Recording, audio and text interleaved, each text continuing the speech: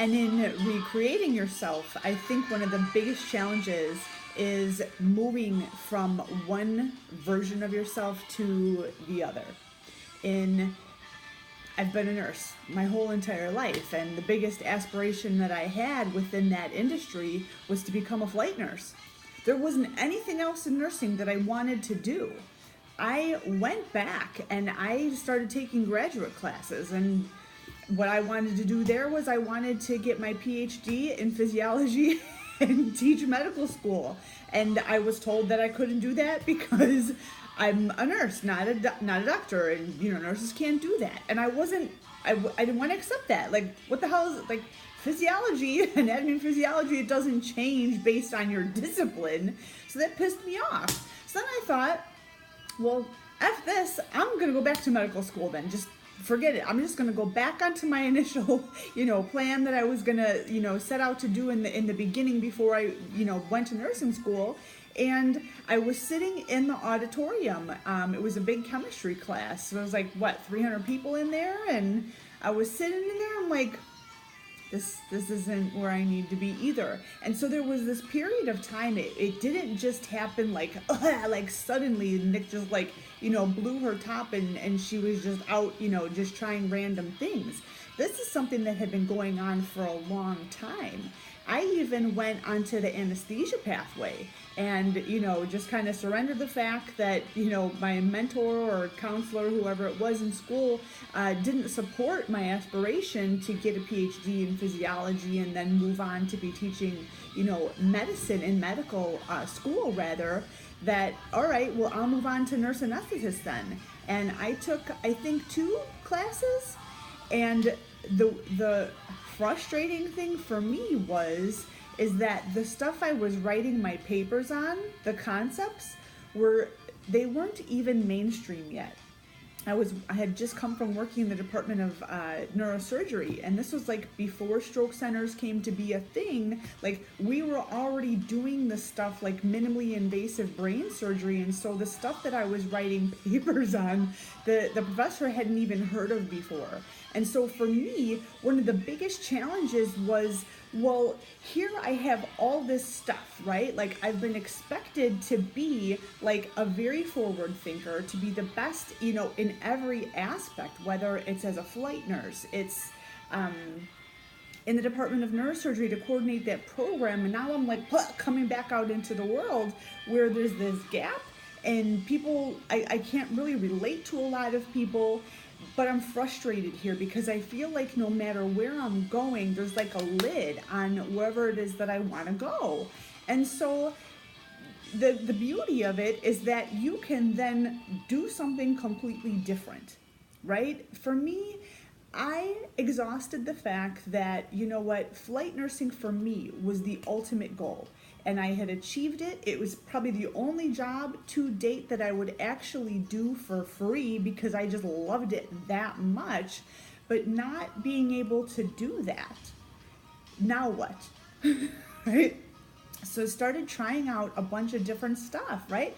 I started teaching, and I knew that I liked being in a public speaking capacity. I knew that I liked being in a teaching role, but not just like fundamentals of like A plus B, not like that. I like discussing concepts and I like having interaction, but I had to learn the steps on how to become a public speaker. So I started teaching classes where I could get real familiar with content so that it would be the same material over and over and over again, and I could work on higher level things such as audience engagement. I could work on my timing. I could work on delivery. I could work on, different aspects of the presentation, get people up out of their seats and have them doing different activities so that they're always engaged and they're always kind of like moving around and they always walk away with tremendous value. There's a lot that goes into becoming a public speaker.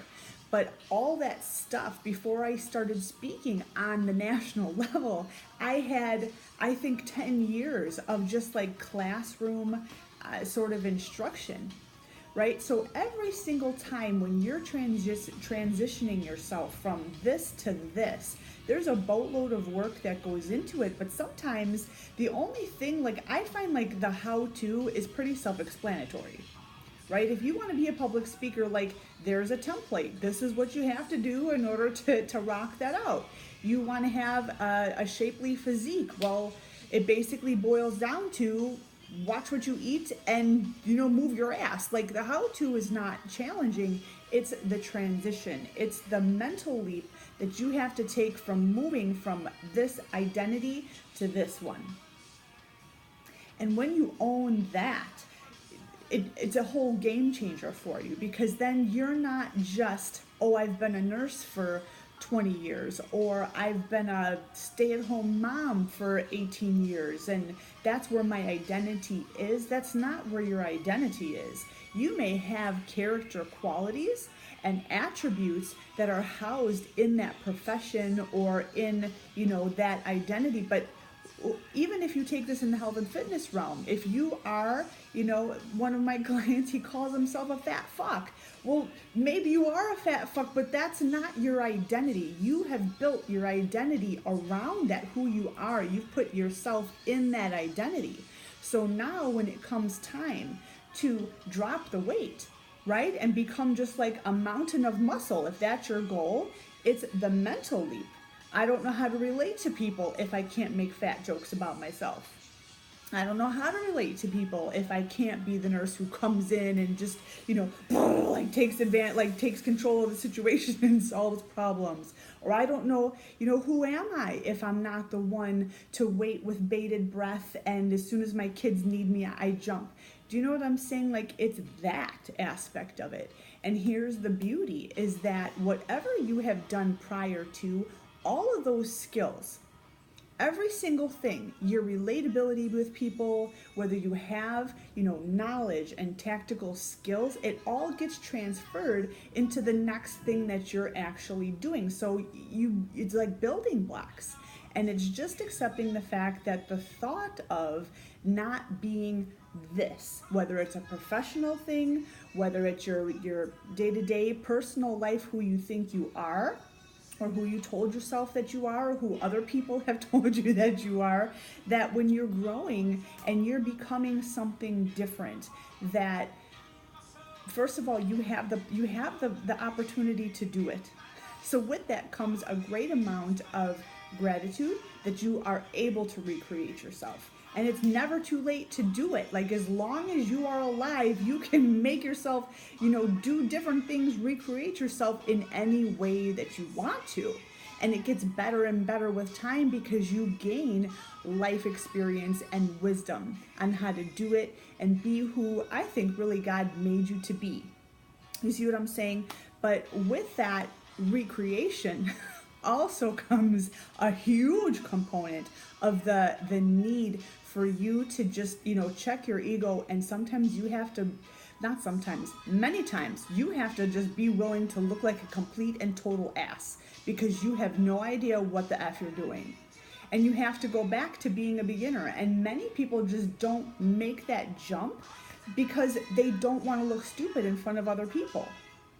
Well, guess what? I have two choices. I can either stay where I am and I can be miserable and be complaining and just, you know, kind of just deal with life and just sit there like Jabba the Hutt. Or I can decide to like jump into the water, and I was able to figure out how to do it the last time. This is something I really, really want to do. Hell's bells, man. I get the opportunity to do this. I don't have to be this thing forever. How freaking exciting is that? It's your obligation then to go full throttle and give it your all and recreate yourself in any way that you want. And that's the beauty of it. But it requires a giant mental leap in order for you to actually take that, make it a decision, and then take the proper action. Ooh, it's raining outside.